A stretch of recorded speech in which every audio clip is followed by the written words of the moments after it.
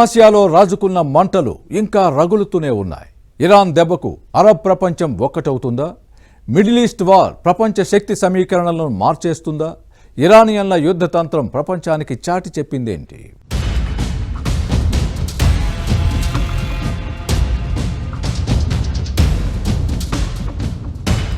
Middle ఈస్టులో జరుగుతున్నది కేవలం యుద్ధం కాదు, ప్రపంచ ఆధిపత్యం కోసం జరుగుతున్న వ్యూహాత్మక పోరాటం. అందుకే పశ్చిమాసియా సెగ అమెరికా, ఇజ్రాయిల్, ఇరాన్కు మాత్రమే కాదు గల్ఫ్ దేశాలను కూడా మండిస్తోంది. నిజానికి సున్నీ ఆధిపత్యం ఉన్న అరబ్ దేశాలకు, షియా దేశమైన ఇరాన్కు మధ్య మతపరమైన ఉద్రిక్తతలు క్రీస్తు శకం 7వ శతాబ్దంలోనే మొదలయ్యాయి. సున్నీ, షియా ఉద్రిక్తతలు ఆ ఇరు పక్షాల జనాభా సమాన స్థాయిలో ఉన్న ఇరాక్, లెబనాన్, సిరియా, యెమెన్ దేశాల్లో తరచుగా చెలరేగాయి. సౌదీ అరేబియా, ఇరాన్ ఎక్కడా ప్రత్యక్షంగా యుద్ధం చేసుకోకపోయినా సున్నీ, షియా ఉద్రిక్తతలు చెలరేగిన దేశాల్లో భిన్న పక్షాలకు మద్దతు ఇస్తూ పరోక్ష యుద్ధాలు చేశాయి. ఈ క్రమంలోనే గల్ఫ్ దేశాల్లో అమెరికా సైనిక స్థావరాలు ఉండడంపై ఇరాన్ తీవ్ర ఆగ్రహం వ్యక్తం చేస్తోంది. తమ దేశాన్ని కట్టడి చేసేందుకే అమెరికా ఈ వ్యూహాన్ని పాటిస్తోందని ఇరాన్ నమ్మకం. ముస్లిం రాజ్యంపై ఆధిపత్యం కోసం తన ప్రయత్నాల్లో భాగంగా పాలస్తీనా అంశంపై ఇరాన్ మాట్లాడుతూ వచ్చింది. ఈ విషయంలో ఇరాన్ వాదనలను, దాని అణ్వాయుధ లక్ష్యాలను ఇజ్రాయెల్ తన ఉనికికే ముప్పుగా భావించింది. 2023 అక్టోబర్ 7 దాడుల తర్వాత హమాస్, హెజ్బుల్లాలను ఇజ్రాయెల్ అణిచివేయడంతో ఆగకుండా ఇరాన్ వైపు కదిలింది. ఇరాన్ మీద పైచేయి సాధించడానికి ఇదే అదునుగా భావించింది. ఇక పాలస్తీనా అంశంపై ఇరాన్, ఇజ్రాయెల్ మధ్య రాజుకున్న వైరమే ప్రస్తుత యుద్ధానికి కారణం.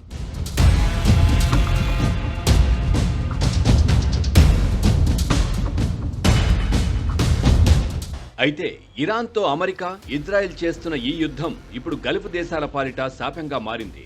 అమెరికా, ఇజ్రాయెల్ దేశాలకు ఇరాన్కు మధ్య యుద్ధం జరిగితే ఆ ప్రభావం తమపై పడుతుందని గల్ఫ్ దేశాలు ఎప్పటినుంచో భయపడుతున్నాయి. దానికి తగ్గట్టుగానే ఇరాన్ గల్ఫ్ దేశాలపైన విరుచుకుపడుతోంది. గల్ఫ్ దేశాల్లోని ప్రజాజీవనం, వ్యాపారాలకు ఇరాన్ అపార నష్టం కలిగిస్తోంది. ఇరాన్ తన క్షిపణులు, డ్రోన్లతో Saudi Arabia, UAE, Kuwait, Qatar వంటి దేశాలను లక్ష్యంగా చేసుకోవడంతో ఈ దేశాలు తమ రక్షణ కోసం ఏకమవుతున్నాయన్న విశ్లేషణలు వినిపిస్తున్నాయి. యుద్ధం కారణంగా చమురు, గ్యాస్ ఉత్పత్తి దెబ్బతినడం, పర్యాటక రంగం కుదేలవ్వడంతో అరబ్ దేశాలు ఇరాన్కు వ్యతిరేకంగా కఠిన నిర్ణయాలు తీసుకునేందుకు మొగ్గు చూపుతున్నాయి. గతంలో ఇజ్రాయెల్తో విభేదాలు ఉన్నప్పటికీ ఇప్పుడు ఇరాన్ను ఎదుర్కొనేందుకు సౌదీ అరేబియా, యుఏఈ వంటి దేశాలు అమెరికా, ఇజ్రాయెల్తో కలిసి పనిచేసేందుకు సిద్ధమవుతున్నట్లు కథనాలు వెలువడుతున్నాయి. మరోవైపు అరబ్ దేశాలన్నీ ఇరాన్ను వ్యతిరేకిస్తున్నా ఓమన్ వంటి కొన్ని దేశాలు మాత్రం దౌత్యపరమైన పరిష్కారం కోసం మొగ్గు చూపుతున్నాయి. దీంతో అరబ్ దేశాలన్నీ ఒక్కటయ్యే అవకాశంపై ఇంకా సందిగ్ధం నెలకొనే ఉంది. మొత్తం మీద గల్ఫ్ యొక్క సంక్షోభం ప్రపంచ సంక్షోభానికి దారితీసేటువంటి అవకాశం ఉంది. ఎందుకంటే గల్ఫ్ దేశంలో జరిగినటువంటి తక్కువ ధరకు పెట్రోల్ ప్రపంచంలో ఏ దేశంలో దొరకదు. ఇరాన్లో ఒక బ్యారెల్ బయటికి తీయడానికి $14 అవుతుంది క్రూడ్ ఆయిల్. అమెరికాలో $45 అయింది, కెనడాలో $30 అయింది. కాబట్టి గల్ఫ్ లేనిదే ఇవాళ ఇతర దేశాలు సర్వైవ్ అయ్యేటువంటి ప్రశ్న లేదు. రెండో వైపు గల్ఫ్ దేశాల ఒత్తిడి అమెరికా మీద ఉంది. ఎందుకంటే వాళ్ళ ప్రొడక్షను, తర్వాత వాళ్ళకు వచ్చేటువంటి ఇన్కమ్ లేదా ఫారెన్ ఎక్స్చేంజ్ మొత్తం కూడా ఆయిల్ మీదనే వస్తుంది. కాబట్టి ఇవాళ ప్రొడక్షన్ యూనిట్స్ కొలాప్స్ అయి ఉన్నాయి. హర్ముజ్ జలసంధి మూసేయటంతో ఎక్స్పోర్ట్ కూడా లేదు. కాబట్టి వాళ్ళ ఖచ్చితంగా గల్ఫ్ దేశాలు సంక్షోభాలు ఉన్నాయి.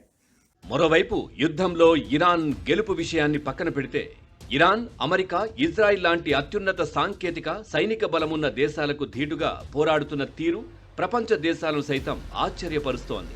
ప్రపంచంలో అత్యంత శక్తివంతమైన దేశమైన అమెరికాకు ఒక మధ్యస్థ ఆర్థిక శక్తి అయిన ఇరాన్ ఎలా సవాల్ విసురుతోందన్నది హాట్ టాపిక్ గా మారింది.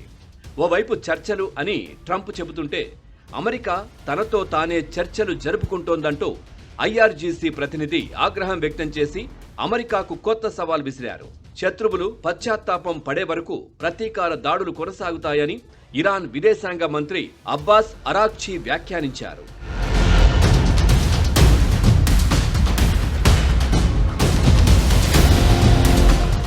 నిజానికి ఇరాన్ పోరాడుతున్న తీరు చూస్తుంటే తాను యుద్ధం గెలవాలని కాదు, అమెరికా గెలవకుండా చేయాలని పోరాడుతోంది అన్న విషయం స్పష్టంగా తెలుస్తోంది. ఈ ప్రయత్నంలో అమెరికా అజేయం కాదన్న విషయాన్ని ప్రపంచానికి తెలియజేయడంలో ఇరాన్ విజయం సాధించిందన్న అభిప్రాయాలు వ్యక్తమవుతున్నాయి. ఎప్పుడో చెప్పలేం, కానీ ఏదో ఒక రోజు ఈ యుద్ధం ముగియక తప్పదు. అప్పుడు ఇజ్రాయెల్, అమెరికా దేశాలు తమ గెలుపును చాటుకుంటూ వెళ్లిపోవచ్చు. కానీ ఇరాన్ మాత్రం ప్రపంచ శక్తి సమీకరణాలు మార్చిన దేశంగా తన గెలుపును చాటుకుంటుందన్న అభిప్రాయాలు వ్యక్తమవుతున్నాయి. మొత్తానికి యుద్ధం ఎలా నెగ్గాలన్నది తెలిసినవాడు కాదు, ప్రత్యర్థికి విజయాన్ని ఎలా దూరం చేయాలో తెలిసినవాడే గొప్పోడు అన్నట్లుగా ఇరాన్ పోరాడుతోందన్న మాట.